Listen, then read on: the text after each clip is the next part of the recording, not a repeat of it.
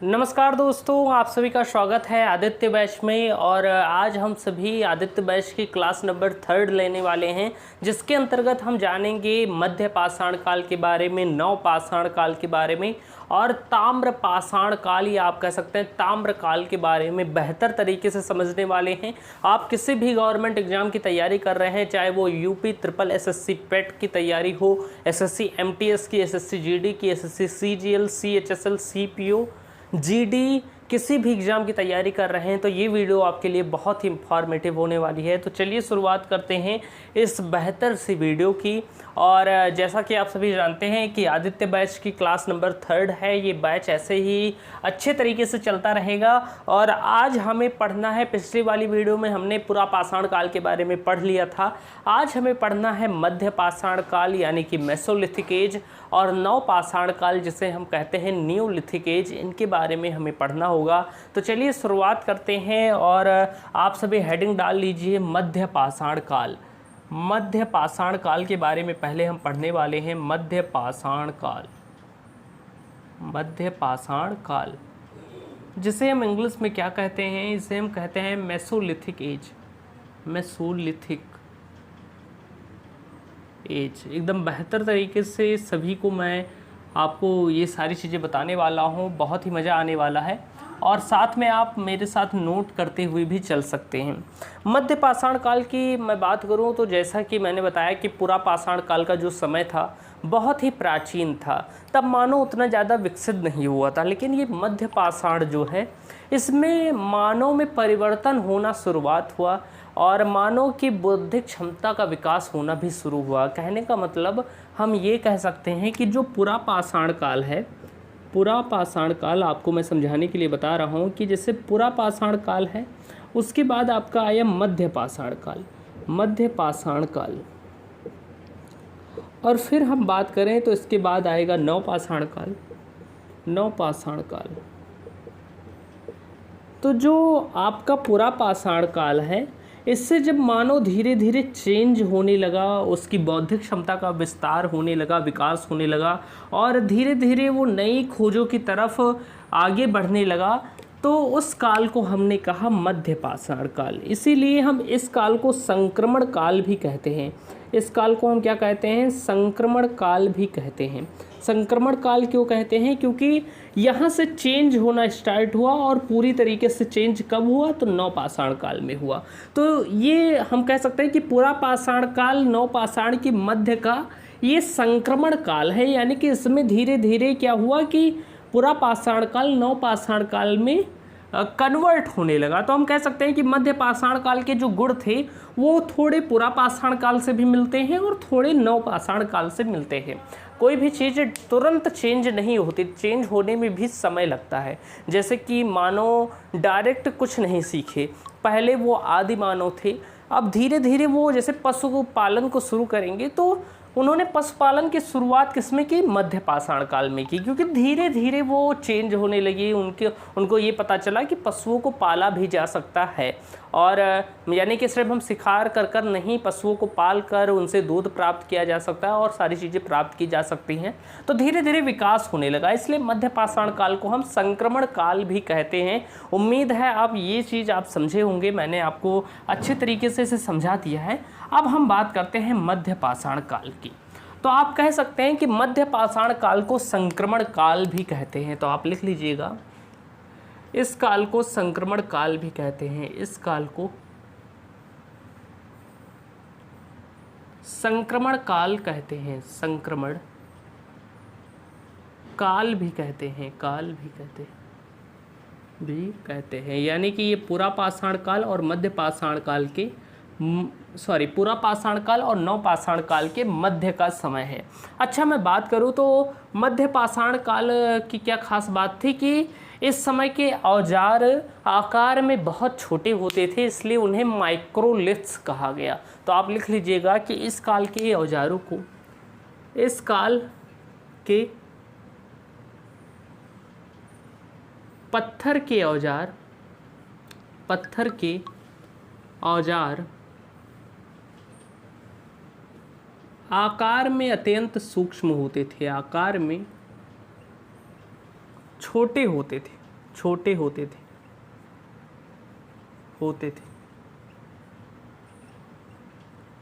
इसलिए उन्हें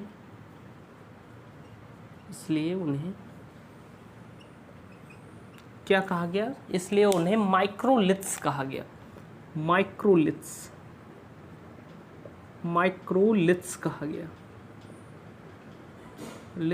कहा गया। यानी कि परीक्षा में आपसे यहाँ से प्रश्न बन सकता है, कई बार पूछा भी गया है कि किस काल के औजारों को माइक्रोलिथ्स कहते हैं, तो आप कहिएगा मध्य पाषाण काल के औजारों को हम क्या कहते हैं?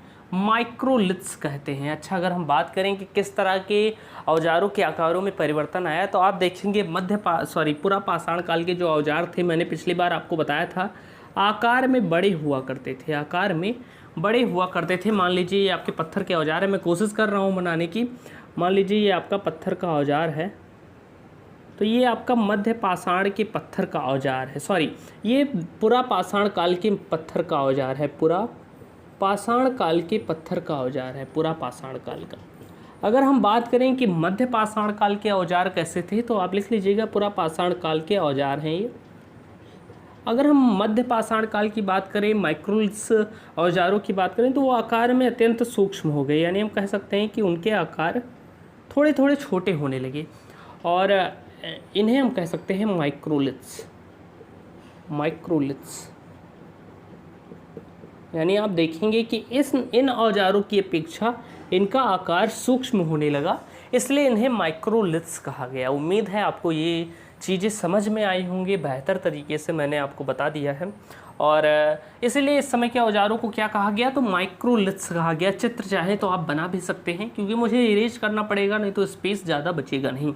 अच्छा, अब हम बात करते हैं मध्य पाषाण काल की कुछ और बातों के बारे में। तो अगर हम बात करें तो इसी काल में क्या हुआ? पशुपालन की शुरुआत भी हुई। तो आप लिख लीजिएगा कि मध्य पाषाण काल में ही पशुपालन की शुरुआत हुई। आप लिखिए कि इसी काल में सर्वप्रथम पशुपालन की शुरुआत हुई।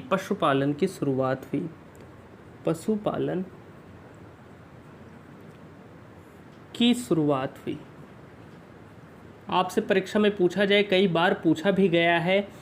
ये वाले प्रश्न आपको CHSL के एग्ज़ाम में, CGL के एग्ज़ाम में और MTS के एग्ज़ाम में बहुत ज़्यादा देखने को मिले हैं कि किस काल में पशुपालन की शुरुआत हुई, और वहाँ पर स्टूडेंट्स बहुत ज़्यादा कंफ्यूज हो जाते हैं। अधिकतर लोग नवपाषाण काल लगा लेते हैं, लेकिन ऐसा बिल्कुल नहीं है, क्योंकि जो पशुपालन था, पशुओं को पालने की जो प्रथा थी, उसकी शुरुआत मानव ने मध्य पाषाण काल से की थी। तो मैंने आपको बता दिया है कि मध्य पाषाण काल में क्या है कि इसी काल में सर्वप्रथम पशुपालन की शुरुआत हुई। अभी हम बात करेंगे कि इस पशुपालन के साक्ष्य सर्वप्रथम कहाँ पर मिले, आगे हम जानने वाले हैं। लेकिन उससे पहले मैं आपको बताना चाहूँगा एक और ख़ास बात के बारे में कि इसी काल में क्या हुआ कि मनुष्य ने अंतिम संस्कार प्रथा की शुरुआत की, या अंत्योष्टि संस्कार प्रथा की शुरुआत की। तो आप लिख लेंगे कि इसी काल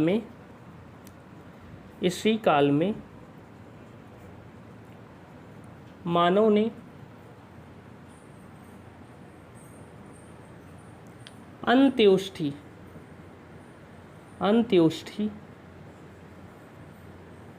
संस्कार, या जिसे हम कह सकते हैं अंतिम संस्कार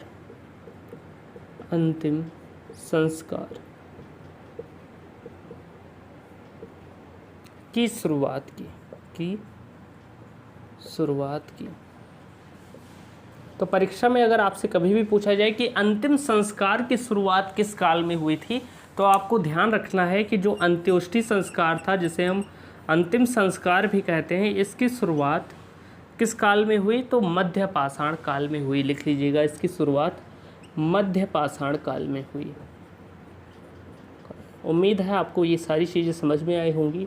मैंने आपको बताया कि बहुत ज़्यादा इस काल में परिवर्तन नहीं हुए थे, लेकिन जो प्रमुख परिवर्तन थे वो कौन से थे कि इस काल को इस काल के औजार जो थे, पत्थरों के औजार थे, वो आकार में छोटे होने लगे थे। पशुपालन एक इम्पॉर्टेंट टॉपिक है, कई बार परीक्षा में इससे प्रश्न पूछे जा चुके हैं कि पशुपालन की शुरुआत किस काल में हुई थी, तो वो है मध्य पाषाण काल। इसके साथ साथ हम बात करें तो मानव ने अंत्योष्टि संस्कार, या जिसे हम अंतिम संस्कार कहते हैं, मनुष्य को दफनाना जो कहा जाता है मरने के बाद, उस प्रथा की शुरुआत मध्य पाषाण काल में ही हुई थी। अच्छा, अब हम बात करेंगे मध्य पाषाण काल की कुछ प्रमुख पुरा स्थलों के बारे में, जिनसे जब परीक्षा में प्रश्न पूछा जाता है तो स्टूडेंट्स का दिमाग यूँ घूमता है कि वो आंसर नहीं दे पाते हैं। तो आप ध्यान से लिखिएगा कि मध्य पाषाण काल के पुरा स्थल, मध्य पाषाण काल के पुरा स्थल, मध्य पाषाण काल के पुरा स्थल की बात करेंगे। अगर हम बात करें मध्य पाषाण काल की पुरा स्थलों के बारे में, तो सबसे पहले हमें एक साक्ष्य मिला पशुपालन का। परीक्षा में पूछा जाता है कि पशुपालन के सर्वप्रथम साक्ष्य कहाँ से प्राप्त हुए थे, तो आप लिख लीजिएगा 2 स्थान थे। एक तो था आपका आदमगढ़,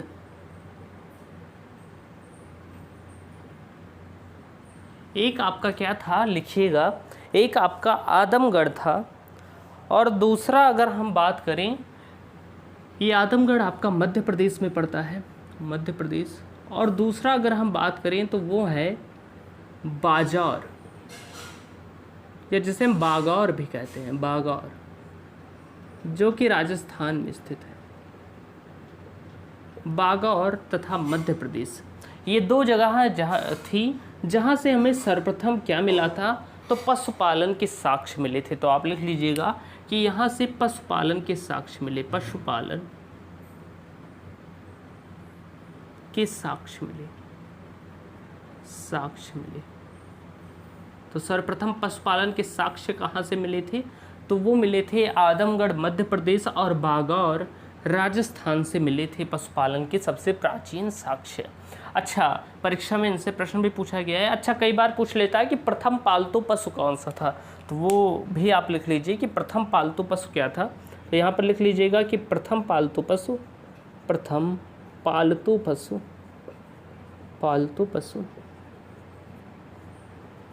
क्या था, तो वो कुत्ता था।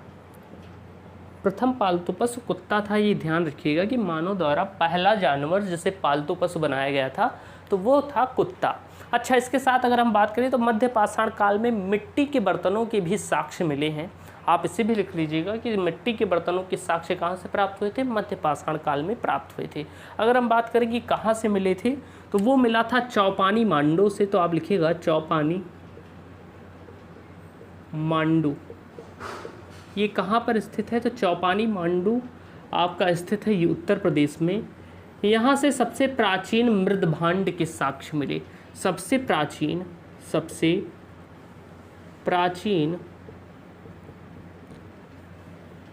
मृदभांड के साक्ष्य मिले। सबसे प्राचीन मृदभांड के साक्ष्य कहाँ से मिले थे, जब भी आपसे पूछा जाए तो मिला था चौपानी मांडू उत्तर प्रदेश से। अच्छा, प्रतापगढ़ के सराय नाहर तथा महदहा से सबसे प्राचीन अस्थिपंजर के भी साक्ष्य मिले हैं। ये जो पुरास्थल हैं ये मध्य पाषाण कालीन पुरास्थल हैं। तो ये बात आप ध्यान रखिएगा कि मध्य पाषाण काल के प्रमुख पुरास्थल कौन से हैं, तो पहला आदमगढ़ है, दूसरा बागौर है जो कि राजस्थान में है, आदमगढ़ मध्य प्रदेश में है। यहाँ से पशुपालन के साक्ष्य मिले थे, ये आप ध्यान रखिएगा। चौपानी मांडू उत्तर प्रदेश से सबसे प्राचीन मृदभांड के साक्ष्य मिले। मृदभांड किसे कहते हैं, तो लिख लीजिएगा कि मृदभांड कहते हैं मिट्टी के बर्तन को, और ये भी एक मध्य पाषाण कालीन पुरास्थल है। अच्छा, अगर इसके बाद अगर हम बात करें तो एक स्थान है प्रतापगढ़। आप सभी जानते होंगे प्रतापगढ़ जो कि उत्तर प्रदेश में पड़ता है। तो आप लिखिएगा प्रतापगढ़ यूपी के सराय नाहर तथा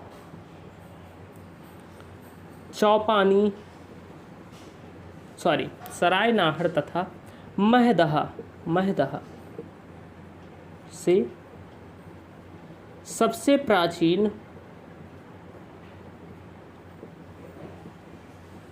मानव अस्थि पंजर के साक्ष्य मिले, अस्थि पंजर के साक्ष्य मिले, साक्ष्य मिले। तो इस स्थान से सबसे प्राचीन अस्थि पंजर के साक्ष्य मिले थे। किसके अस्थि पंजर के? तो मानव अस्थि पंजर से के साक्ष्य मिले थे। अस्थि में होता है हड्डियाँ, यानी कि हड्डियों के सबसे प्राचीन साक्ष्य जो है मानव के, वो कहाँ से मिले हैं? तो प्रतापगढ़ के सराय नाहर तथा महधा से। तो ये बातें आप ध्यान रखिएगा। बेहतर तरीके से मैंने आपको मध्य पाषाण काल एकदम अच्छे तरीके से समझा दिया है। यहाँ पर मैं देख लेता हूँ कि आखिर वीडियोस सारी सही चल रही हैं। तो बेहतर तरीके से हमने मध्य पाषाण काल के बारे में समझ लिया है। यहाँ पर उम्मीद है आपको इतनी चीज़ें बहुत ही बेहतर तरीके से समझ में आई होंगी। और चलिए अब हम बात करते हैं नवपाषाण काल के बारे में। तो आप इसे नोट कर लीजिए तब तक, फिर हम बात करते हैं आगे की चीज़ों के बारे में। चलिए अब हम बात करते हैं आगे की चीज़ों के बारे में। बेहतरीन तरीके से इसे रेज कर देता हूँ, फिर हम आगे की चीज़ों के बारे में बात करते हैं। इसके बाद अब हमारा बात करना है नवपाषाण काल के बारे में, और नवपाषाण काल को अच्छे से समझ लेंगे इसी वाले वीडियो में, और फिर हमारा पूरा पाषाण काल यहीं पर कवर होने वाला है, कंप्लीट होने वाला है। इसके बाद हम स्टार्ट करेंगे सिंधु घाटी सभ्यता को। मैंने प्रॉमिस किया है कि 2 से ढाई महीने के अंदर आपका कंप्लीट हिस्ट्री का सिलेबस मैं कंप्लीट कराने वाला हूं इसी यूट्यूब चैनल पर। तो जुड़े रहिएगा अंतिम समय तक, और बेहतर तरीके से सारी चीज़ें आप सीखते जाइएगा। और मैं कोशिश करूंगा आपको मैं नोट्स भी प्रोवाइड करूंगा अपने हैंड रिटन बेहतर तरीके से। और वीडियोस को आप रेगुलर देखा कीजिए। एक भी वीडियोस आप छोड़ेंगे तो वीडियो एक दूसरे से लिंक होती हैं, क्योंकि आप पहले की चीज़ें नहीं जानेंगे तो बाद की चीज़ों को कैसे समझ पाएंगे। तो ये ध्यान रखिएगा। और चलिए अब हम बात करते हैं आगे की चीज़ों के बारे में। तो जैसे देखिए, एक चीज़ मैं लिखाना भूल गया कि जो मध्य पाषाण काल था इसकी जानकारी सर्वप्रथम किसने दी थी। तो ये आप लिख लीजिएगा, अलग से शुरुआत में ही लिख लीजिएगा। वहाँ पर जहाँ पर आपने मध्य पाषाण काल लिखा है उसकी स्टार्टिंग में ही लिख लीजिएगा कि मध्य पाषाण काल की जानकारी, आप लिख लीजिएगा मध्य पाषाण काल की सर्वप्रथम जानकारी किसने दी। तो आप लिख लीजिएगा कि मध्य पाषाण काल की सर्वप्रथम जानकारी करसाइल महोदय ने दी। करसाइल महोदय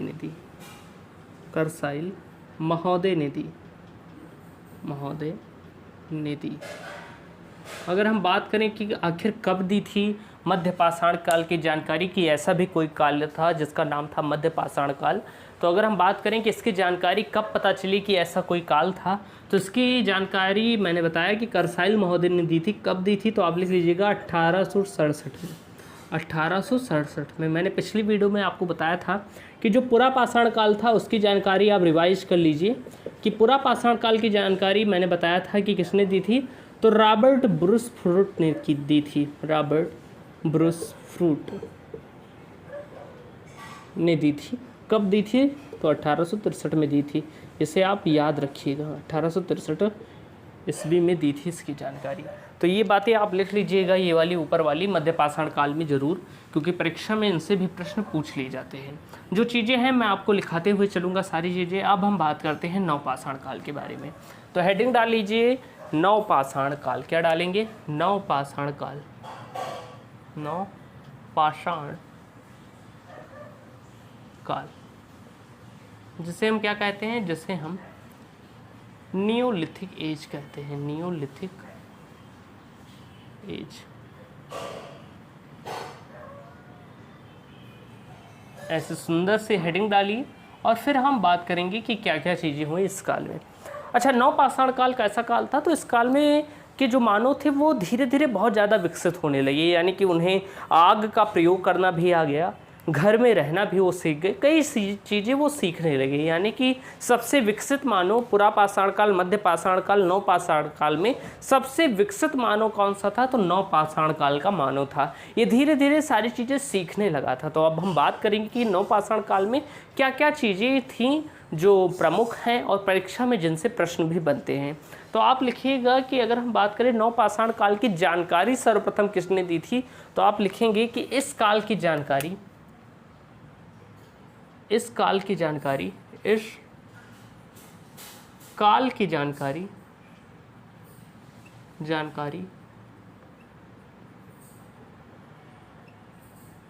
सर्वप्रथम, लिखिएगा साथ में, इस काल की जानकारी सर्वप्रथम सर जॉन लुबाक ने दी थी। सर जॉन लुबाक ने दी थी, लुबाक ने दी। कब दी? तो आप लिख लीजिएगा कि इसकी जानकारी सर्वप्रथम 1865 में मिली। अच्छा, अब आप सोचेंगे कि मध्य पाषाण काल की जानकारी 1867 में मिली, पूरा पाषाण काल की 1863 में और इसकी 1865 में मिली। तो आपके मन में ये प्रश्न बनना चाहिए कि जो मध्य पाषाण काल है ये तो नवपाषाण काल के पहले आता है, लेकिन जानकारी हमें बाद में क्यों मिली? क्योंकि उसकी जानकारी 1867 में करसाइल महोदय ने दी थी और जो नवपाषाण काल था इसकी जानकारी 1865 में ही मिल गई थी। तो ये सत्य है कि जब इसकी खोज हो रही थी, जो क्या थे, साक्ष्य ढूंढे जा रहे थे, तो पहले हमें मध्य पाषाण काल के बारे में पता ही नहीं था। हमें यही पता था कि दो काल थे, एक पुरा पाषाण काल और एक नवपाषाण काल। लेकिन बाद में करसाइल महोदय ने जब साक्ष्यों के द्वारा उत्खनन किए, उन्हें पता चला, तो उन्होंने बताया कि इन दोनों के बीच एक और काल था जो संक्रमण काल भी कह सकते हैं जिसे, और इस काल को हम मध्य पाषाण काल कहेंगे और इसकी जानकारी 1867 में करसाइल महोदय ने दी थी। तो उम्मीद है आपको ये चीज़ें समझ में आई होंगी। अच्छा, अगर हम बात करें नवपाषाण काल की, तो इससे बहुत ज़्यादा प्रश्न परीक्षा में पूछे जाते हैं। तो आप नोट करिएगा कि इस काल में क्या हुआ। अब मैं आपको रिलेट कर पढ़ाऊँगा अच्छे तरीके से। इस काल में क्या हुआ कि खेती की शुरुआत हुई। आप इतना ही लिख लीजिए कि खेती की शुरुआत हुई। आपसे पूछा जाए कि कृषि यानी कि खेती की शुरुआत कब हुई, तो खेती की शुरुआत नवपाषाण काल में हुई। अच्छा बताइए, जब खेती की शुरुआत हो गई तो आप सभी देखते होंगे, अगर आपके पापा किसान होंगे तो खेती में बीज बोया जाता है। बीज बोने के बाद क्या होता है, उससे अंकुर फूटता है, फिर जो फसल होती है वो तैयार होती है, लेकिन बीच में कई बार उसकी सिंचाई करनी पड़ती है, जंगली जानवरों से उनकी रक्षा करनी होती है, तब जाकर फसल तैयार होती है और हमें अन्न प्राप्त होता है। अगर मैं बात करूं कि अगर मैं ये कहूं पुरा पाषाण काल के जो मानव थे वो इधर उधर घूमा करते थे, लेकिन नवपाषाण काल में हुआ जब खेती की शुरुआत हो गई। तो जब आप खेती की शुरुआत करेंगे तो आप घूम नहीं सकते हैं कि यहाँ पर बो दिया और चले गए भैया घूमने, तो क्या होगा कि जंगली जानवर पूरा फसल खा जाएंगे और आपको कुछ नहीं मिलने वाला है। यानी कि खेती एक ऐसी चीज़ है कि खेती करना आसान नहीं होता है। कहा नहीं जाता कि खेती करनी है तो खेती में बीज बोना ही कुल नहीं होता है, फिर उसकी रक्षा करना, उसे समय समय से पानी देना, जंगली जानवरों से उसे बचाना, फिर कहीं जाकर कीटनाशकों का प्रयोग करते हैं हम आजकल के समय में कि जो कीट पतंगे हैं वो नहीं खाएं फसलों को, तब जाकर कहीं हमारी फसल तैयार होती है। तो इसी तरह जो खेती है ये एक स्थान पर रुकने वाली चीज़ है, यानी कि आपको रुकना पड़ेगा, उसकी देखभाल करनी पड़ेगी। तो जब खेती की शुरुआत हुई तो आपको ये समझना चाहिए कि खेती की शुरुआत से ही घर में भी रहना मानव ने शुरू किया। क्योंकि क्या है कि जैसे आप मान लीजिए ये आपका खेत है, ये आपका खेत है बड़ा सा, यहाँ पर आपने कुछ फसलें बो दी, ऐसे फसलें बो दी, मान लीजिए मैं समझाने के लिए बता रहा हूँ, ऐसे आपने कुछ फसलें बो दी यहाँ पर और आप बोकर चले गए कहीं घूमने, जिससे कि पुरा पाषाण काल के मानव करते थे, तब तो यहाँ कुछ नहीं बचेगा और खेती आप नहीं कर पाएंगे। तब क्या हुआ कि मानव ने क्या किया कि जब खेती करना शुरू किया तो उसकी रक्षा के लिए, उसे समय समय से पानी देने के लिए क्या किया, उसने आवास का निर्माण भी शुरू किया, घर का निर्माण भी शुरू किया। तो आप समझेंगे कि इसी काल में क्या हुआ कि घर का भी निर्माण चालू हुआ। तो आप ये नोट कर लीजिएगा कि इसी काल में क्या हुआ कि ये जो घर है आपका, इसका निर्माण भी शुरू हुआ। इसे हम कहते हैं घर, क्योंकि इन जो मानव था वो खेती करना प्रारंभ कर दिया, और जब खेती प्रारंभ कर दिया तो खेत के पास रहना भी ज़रूरी है, इसकी रक्षा करनी है खेत की, तो उसके लिए घर की आवश्यकता हुई। तो आप कहेंगे कि इसी काल में मनुष्य ने घर में रहना भी शुरू किया, घर में रहना शुरू किया, या आप कह सकते हैं घर में रहना शुरू किया, या आप कह सकते हैं कि आवास निर्माण शुरू हुआ, आवास में रहना शुरू किया मानव ने। तो ये बात आप ध्यान रखिएगा। अब देखिए, जब आवास में रहना शुरू किया इसने, फिर इसके बाद क्या हुआ कि उसने खेती की, खेत से फसल उगी, और जब फसल एकत्रित हो गई तो उसे फिर खेत से घर भी तो ले जाना है। अब खेत से घर ले जाने के लिए क्या होगा कि फसलें बहुत भारी होती हैं, अब एक एक कर ले जाएंगे तो टाइम बहुत ज़्यादा लगेगा। तो उसके लिए इन्होंने क्या किया कि पहिया की खोज की। पहिया जो होती है उससे आसानी से हम किसी भी चीज़ को एक स्थान से दूसरे स्थान ले जा सकते हैं। तो आप देखेंगे कि जो खेती थी, खेत से क्या हुआ कि फसल निकली, और जब फसल निकली तो फसल को फिर घर भी ले जाना है, इस फसल को घर ले जाना है क्योंकि उसे खाना है। और जब फसल को घर ले जाना है तो उसके लिए क्या ज़रूरत पड़ी, तो उसके लिए पहिया की ज़रूरत पड़ी, क्योंकि पहिया से हम किसी भी चीज़ को आसानी से ढो सकते हैं। तो आप कहेंगे कि इसी काल में क्या हुआ कि पहिया की खोज हुई। तो आप लिख लीजिएगा कि नवपाषाण काल में ही पहिया की खोज हुई, पहिया की खोज हुई, मानव द्वारा पहिया की खोज हुई। अच्छा, अब इतनी चीज़ें तो आप समझ गए होंगे कि फसल उगी, फसल की रक्षा के लिए घर का निर्माण किया गया, फिर फसल तैयार हो गई, उसे काट कर पहिए के द्वारा घर में लाया गया। इतनी चीज़ें आप समझ गए। अच्छा, जब फसल को ये घर में ले आए, आप देखेंगे ये जो फसल है ये घर में चली आई, तो कहाँ पर रखेंगे? घर में थोड़ी ना रख लेंगे, जहाँ पर रह रहे हैं उसी में फसल रख देंगे, वहीं में गेहूँ रख देंगे, तो कहाँ रहेंगे, सोएंगे कहाँ? तो इन्होंने क्या किया कि अन्नागार बनाना शुरू किया, कि जो वो घर में है तो घर के कोने पर या घर के बाहर कुछ ऐसा बनाया कि जिसे हमने कहा अन्नागार, या जिसे अनाज भंडार करने के लिए कोई जगह बनाई, तो उसे हमने कहा अन्नागार। अन्नागार। तो आपसे अगर पूछा जाए कि अन्नागार की शुरुआत किस काल में हुई थी, तो वो भी नवपाषाण काल में हुई थी। तो ये भी आप लिख लीजिएगा कि अन्नागार, अन्नागार की शुरुआत इसी काल में हुई, शुरुआत इसी काल में हुई, इसी काल में हुई। अच्छा, आपसे कोई पूछे कि अन्नागार क्या होता है, तो अन्नागार वह चीज़ है जिसमें अनाज का भंडारण किया जाता है। तो आप लिख लीजिएगा इसमें क्या किया जाता है, अनाज का भंडारण किया जाता है, भंडारण किया जाता है, किया जाता है।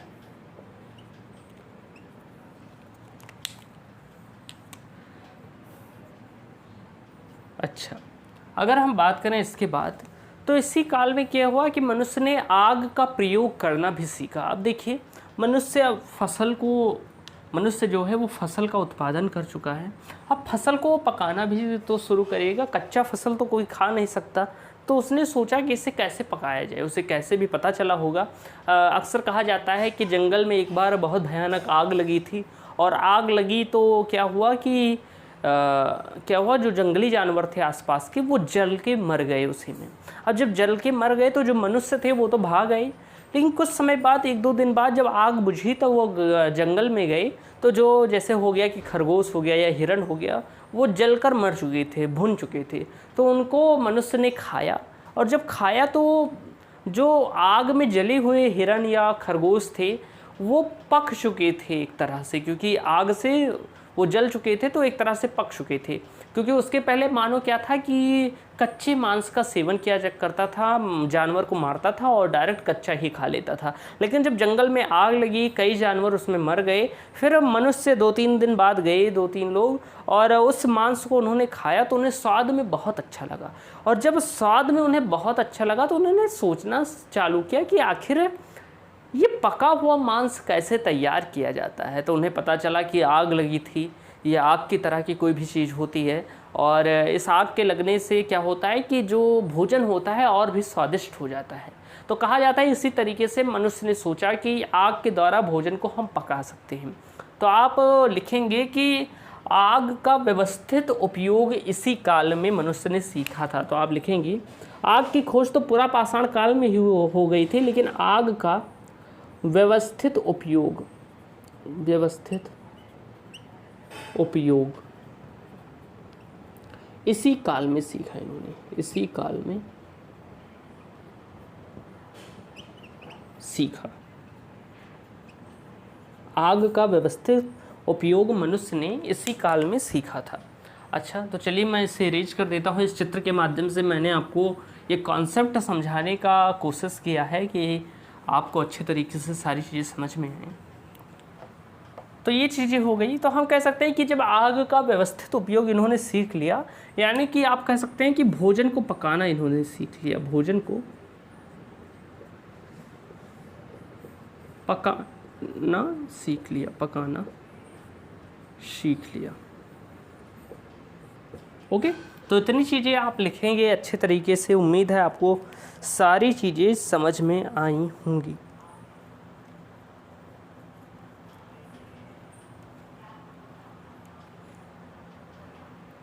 अच्छा, अगर हम बात करें कि इस काल के औजार कैसे होने लगे, तो थोड़ा नुकीले होने लगे, नुकीले होने लगे, नुकीले, धारदार होने लगे, धारदार होने लगे। औजार, जो पत्थर के औजार थे वो इस काल के औजार कैसे होने लगे, तो नुकीले और धारदार होने लगे। तो ये बात आप ध्यान रखिएगा।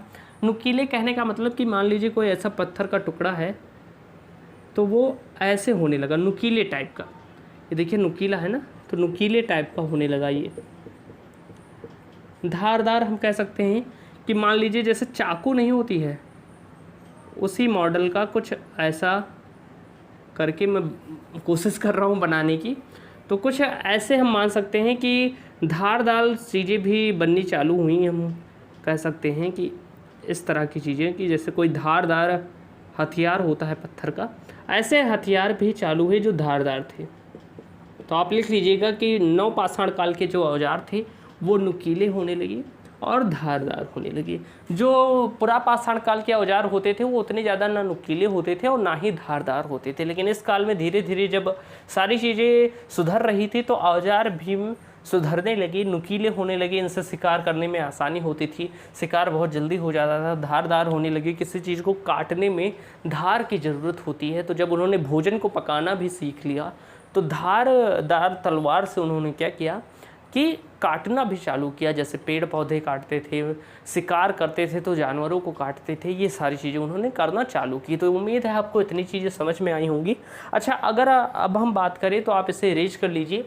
फिर हम बात करेंगे नवपाषाण काल की कुछ प्रमुख पुरास्थल के बारे में, जिनसे परीक्षा में अक्सर प्रश्न पूछ लिया जाता है। इनसे जो मैंने लिखा है इससे ज़्यादा महत्वपूर्ण पुरास्थल वाला है, उसे हमेशा आप याद रखिएगा, क्योंकि परीक्षा में पुरास्थलों से ही, साक्ष्यों से ही ज़्यादा प्रश्न बनते हैं। ओके, तो ये बात आप ध्यान रखिएगा।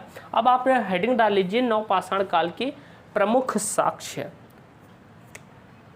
नवपाषाण काल के, नवपाषाण काल के प्रमुख साक्ष्य, प्रमुख साक्ष्य। नवपाषाण काल के प्रमुख साक्ष्य की बात करें, अब कौन कौन से साक्ष्य मिले, तो पहला तो चावल की खेती के साक्ष्य मिले थे इसी काल में। अगर आपसे पूछा जाए कि सबसे प्राचीन चावल की खेती के साक्ष्य कहाँ से मिले, तो आप लिखिएगा कि चावल की खेती के साक्ष्य, चावल के खेती के साक्ष्य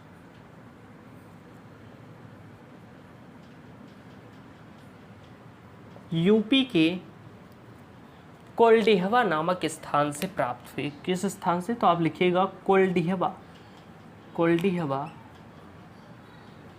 नामक स्थान से प्राप्त हुए, नामक स्थान से प्राप्त हुए। कोल्डिहवा नामक स्थान से प्राप्त हुए, यानी कि चावल की खेती के सबसे प्राचीन साक्ष्य कहाँ से मिले, तो चावल की खेती के सबसे प्राचीन साक्ष्य कोल्डिहवा नामक स्थान से मिले थे, जो कि उत्तर प्रदेश में इलाहाबाद के निकट पड़ता है। परीक्षा में कई बार प्रश्न इससे पूछे जा चुके हैं। SSC, CGL, CHSL, UP triple SC पेट में भी पूछा गया था कि चावल की खेती के सबसे प्राचीन साक्ष्य कहाँ से मिले थे, तो वो मिले थे कोल्डिहवा से। अगर हम बात करें कोल्डिहवा क्या है, तो एक नवपाषाण कालीन पुरास्थल है। ये बात आप लिख लीजिएगा कि ये नवपाषाण कालीन पुरास्थल है, नवपाषाण कालीन पुरास्थल है, कालीन पुरास्थल है, पुरास्थल है। अच्छा, इसके बाद अगर मैं बात करूं तो एक जगह थी बुर्जहोम, आप लिख लीजिएगा बुर्जहोम,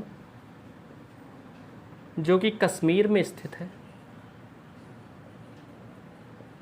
तथा गुफा कराल, गुफा कराल, ये भी कहाँ पर है? तो कश्मीर में स्थित है।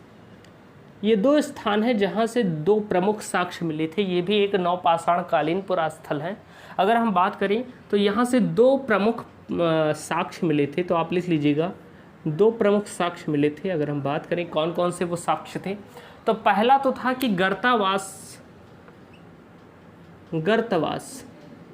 या हम कह सकते हैं गर्तावास हो, कि गर्तवास कहाँ से मिला। सबसे प्राचीन गर्तावास के साक्ष्य कहाँ से मिले? तो वो मिले थे बुर्जहोम तथा गुफा कराल से।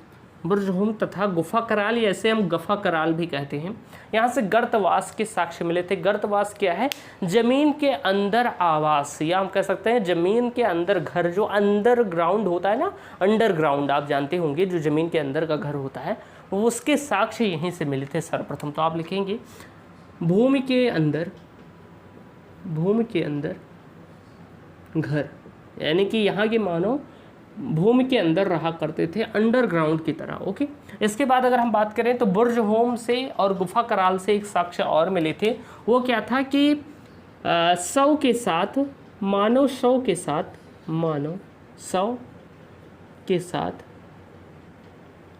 उसके पालतू पशु को दफनाना, या आप कह सकते हैं कुत्ते को दफनाना।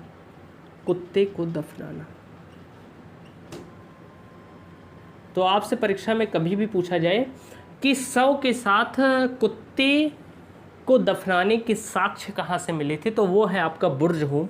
और गुफा कराल से भी ये साक्ष्य मिले थे, लेकिन मेनली जो परीक्षा में ऑप्शन देता है वो बुर्जहोम का ही देता है। तो बुर्जहोम आपको ध्यान रखना है कि बुर्जहोम एक ऐसा स्थान है जहाँ से मानव शव के कुत्ते को दफनाने के साक्ष्य मिले थे। यानी कि जो मनुष्य का शव होता था उसके साथ उसके कुत्ते को भी दफनाया जाता था। इसके साक्ष्य कहाँ से मिले थे? बुर्जहोम से मिले थे, या आप कह सकते हैं गुफा कराल से भी मिले थे, जो दोनों कश्मीर में स्थित है। अच्छा, यहाँ इस समय के मानव ये भी मानते थे, इस बात से पता चलता है कि मनुष्य का पुनर्जन्म होता है, इसलिए उसके शव के साथ कुत्ते को दफना देते थे, उसके पालतू पशु को, कि फिर से उसका जन्म होगा या मरने के बाद वो कहीं भी जाएगा तो उसके साथ उसका कुत्ता भी उसके साथ रहेगा। और शव के साथ वो क्या करते थे कि दैनिक जीवन की सामग्रियां भी दफना देते थे। तो ये बात आप ध्यान रखिएगा कि शव के साथ कुत्ते और उसके दैनिक जीवन की सामग्रियों के दफनाने से ये पता चलता है कि इस समय के मानव पुनर्जन्म पर विश्वास रखते थे। तो आप लिख लीजिएगा कि नवपाषाण काल के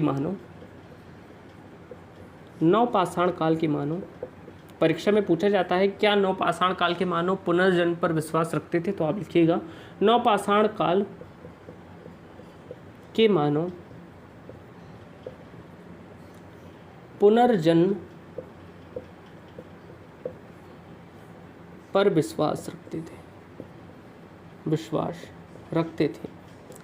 कोई पूछेगा क्यों रखते थे, तो आप कहेंगे कि जो मनुष्य का शव होता था उसके साथ कुत्ते को क्यों दफनाया जाता था, कि ये मनुष्य जब मृत्यु के बाद कहीं फिर से जन्म लेगा या कहीं भी जाएगा, उन्हें ऐसा लगता था तो उसका कुत्ता भी उसके साथ जाएगा, और इसके साथ साथ दैनिक जीवन की चीज़ें भी दफना देते थे कि जब वो वहाँ पर जाएगा तो उसे उपयोग करेगा। ये बात आप ध्यान रखिएगा। इसके बाद अगर हम बात करें तो आप लिखेंगे एक बात और, आप लिखेंगे कि चावल की खेती हो गई, बुर्जहोम और गुफा कराल हो गया। इसके साथ आप लिखेंगे कि पाकिस्तान के मेहरगढ़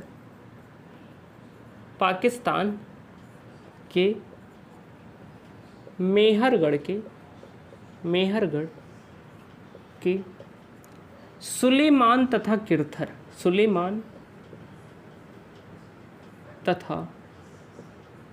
किरथर पहाड़ियों के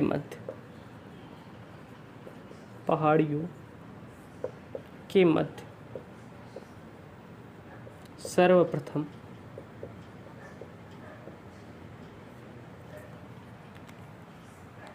गेहूं तथा जौ की खेती के साक्ष्य मिले। गेहूं तथा जौ की खेती के साक्ष्य मिले। जौ की खेती के साक्ष्य मिले। मैंने आपको बताया था कि जो नवपाषाण काल था इसी काल से खेती की शुरुआत हुई थी। तो आपसे कभी भी पूछा जाए कि सबसे पहले मनुष्य ने कौन सी फसल उगाई थी। तो आप ध्यान रखिएगा, गेहूं तथा जौ वो कौन सी फसलें हैं। तो सर्वप्रथम मनुष्य ने ये 2 फसलें उगाई थी, मुख्यतः गेहूं मानी जाती है।